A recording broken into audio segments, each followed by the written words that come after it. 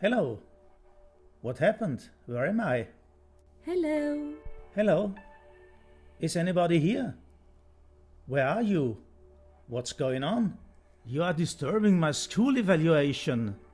My average values and standard deviations are getting mixed up, and then you can tidy up the chaos. Do you really think that this is the best method to help a school improving its education? Have you never heard anything about peer review? Peer what? Peer, R-E-V-I-E-W.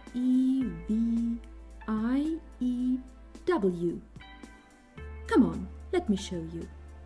In 2004, it started with the project Peer Review in Initial Vet. The aim of this project was to introduce peer review as an instrument for quality assurance and quality development to improve the quality of education in Initial Vet in Europe. Oh well, hasn't peer review been around for a long time already? Yes, in universities it has a long tradition, but not in schools and institutions providing vocational education and training. Therefore, it had to be adapted. A European peer review manual for Initial Vet was developed. It shows how to conduct a peer review. And what exactly is peer review? Peer review is a form of external evaluation, which supports the evaluated institution in its efforts towards quality assurance and quality development. It is tailored to the needs of the institution, which voluntarily decides to conduct a peer review and also chooses the contents and areas to be reviewed. Also, after the evaluation, the institution can decide what to do with the results. Aha, and who performs this evaluation? A group of colleagues working for other institutions, also called peers, is invited to judge the quality of different areas of the institution. For example, the quality of teaching in individual departments or in the whole institution. In the first project, all in all 25 partner institutions from 11 European countries took part. More and more countries were interested, and so in 2007 peer review was further developed in a second project called Peer Review Extended. New countries and new partner institutions took part in this project to pilot peer review. New products were, for example, the toolbox, which includes questionnaires, checklists, and further relevant information. Now, in 2009, the third project, which is called Peer Review Extended 2, is coming to a close. In this project, also institutions active in continuing vocational education and in guidance and counseling participated and adapted peer review for these sectors. Another important development was a face-to-face training program for the peers. During the 3 peer review projects, 38 project partners in 15 European countries were involved, and in total 25 transnational peer reviews in 11 countries were successfully carried out. With this common European standard for the conduct of peer reviews, mutual trust and cooperation in Europe are encouraged. At the same time, the transparency and comparability of the different vet systems are improved. Therefore, peer review contributes to important goals in educational policy on a European level. Where are we? We are in the center of peer review, which is based on 4 cornerstones: voluntariness, independence, participation, and negotiation. As you can see, peer review is working in a completely different field than other forms of evaluation. We are focusing on helping educational institutions to improve. That means our work is mainly based on communication and trust to contribute to internal development and growth. How does it work? First of all, a peer team has to be recruited. A peer team?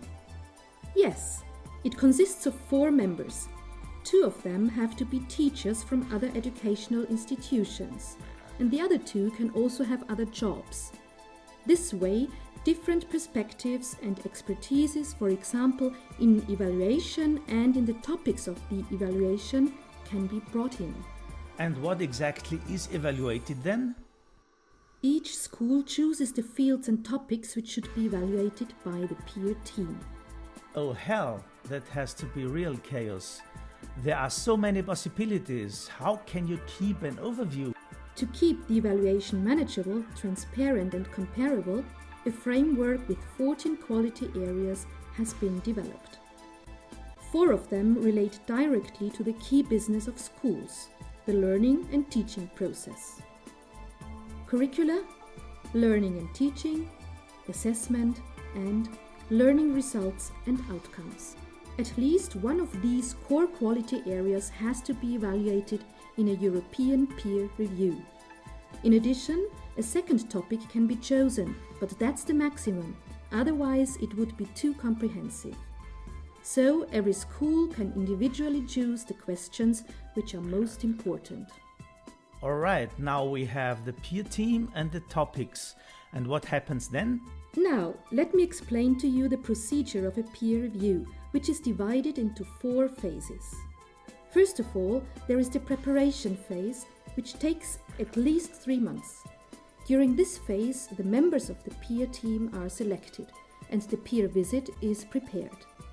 The self-report has to be written, which contains all relevant information and data of previous self-evaluations of the VET institution.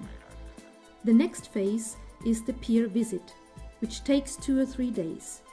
During these days, the peer team collects, analyzes and assesses data. Wait a minute, a little bit slower please. How does this work? All right, I will give you an example from the peer visit at the Hertha Firnberg Schools for Economy and Tourism, which took place in autumn 2006. To get an objective and valid impression of the topics in question, many different perspectives had to be accounted for. In this case, interview groups were formed, in which all 29 students of different age groups and different training programs, as well as graduates and teachers, were involved. Always 2 members of the peer team conducted the interviews. In addition, the peers did a tour of the premises and observations of classroom activities. That meant a lot of preparation, exact planning and organization for the conduct of the peer visit. The quality area the school had chosen beside the core area learning and teaching was gender mainstreaming. The central questions were: is our school recognizable as a gender mainstreaming school? And is the proportion of 1/3 male and 2/3 female students the reason for the positive performance? And what happened then? The interviews revealed that the school is recognized as a gender mainstreaming school, which confirmed the success of the school's efforts in this area. However, a connection between the gender distribution and the students' performance could not be confirmed. Of course, the school took the results seriously and reconsidered the gender distribution and its impact. Thus, with this method, many day-to-day issues are questioned and possibilities for improvement are considered. Was this the only topic that was reviewed? No, not at all. There were also questions concerning teaching and learning. A special focus was laid on e-learning. And how were the students able to benefit from this peer review? There were many exciting and inspiring group discussions, and they could explain their personal opinions, because no teacher was allowed to listen to these discussions. The students were encouraged to reflect upon the quality of education, since they were confronted with many different opinions. And which advantage did it have for the school? New connections with other institutions were established, which can be used for further cooperation. The external feedback helped the school to reflect its present position, to be encouraged in its strengths and to work on its areas of improvement. Okay, I understand the peer visit now, but what is the next step? After the visit, the peer team writes a peer review report. in which the results are presented in detail.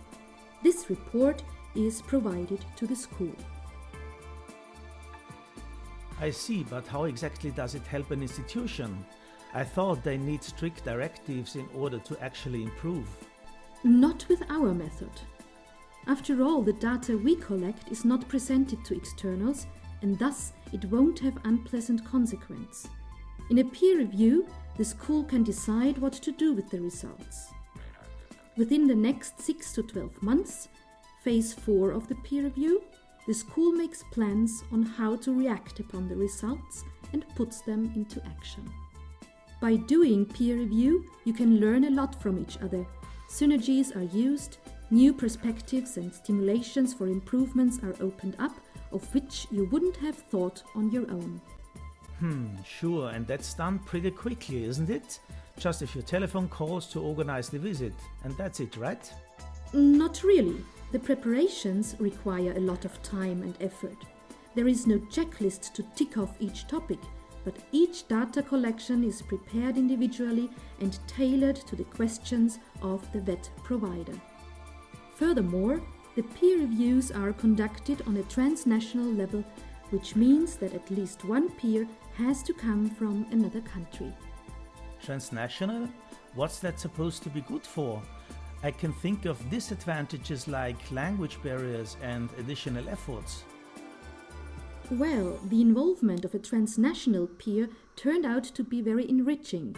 In some reviews, it even was perceived as the highlight. A transnational peer can bring in completely new perspectives and mention things which national peers wouldn't notice anymore or wouldn't want to address. But actually, you're right. Communication was not always that easy. In the project, most peer reviews were held in English, and so sometimes teachers and peers had to act as interpreters. Anyway, since most of the partner schools are keen to prepare their students for a European career, the transnational exchange is perceived as an added value. Furthermore, you learn from other different educational systems. Interesting. Intensive language learning, cross-country and mutual learning, teamworking. Did I get that right? Yes, that's the point.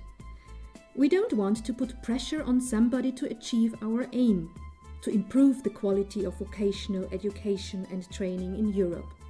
We don't want to control the institutions, but build on trust and truth to provide useful results and support for the school. That sounds really great. How does it continue? Are there any further projects planned?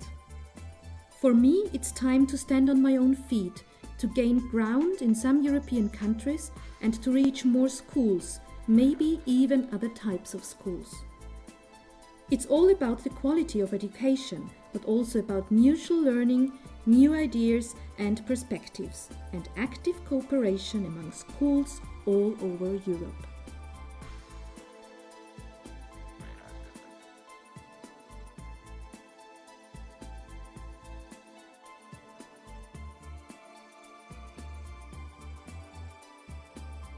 Learn more about the people in different countries from different backgrounds. To become peer is a very nice and excellent experience. The cooperation in the peer team was also a nice experience. It's very positive that they took it seriously. New people, different people of different countries. People of equal standing are evaluating or assessing each other. I think it's a very positive way. Very valuable process.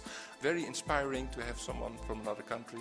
Also for the schools you are visiting, the students, the teachers, it's an extra dimension. People who are reviewed are not so much frightened as it is in auditing of when the inspectorate goes. Peer review gives answers to the question of the institution. Of course, it increases my personal and professional experiences of vet provision across Europe.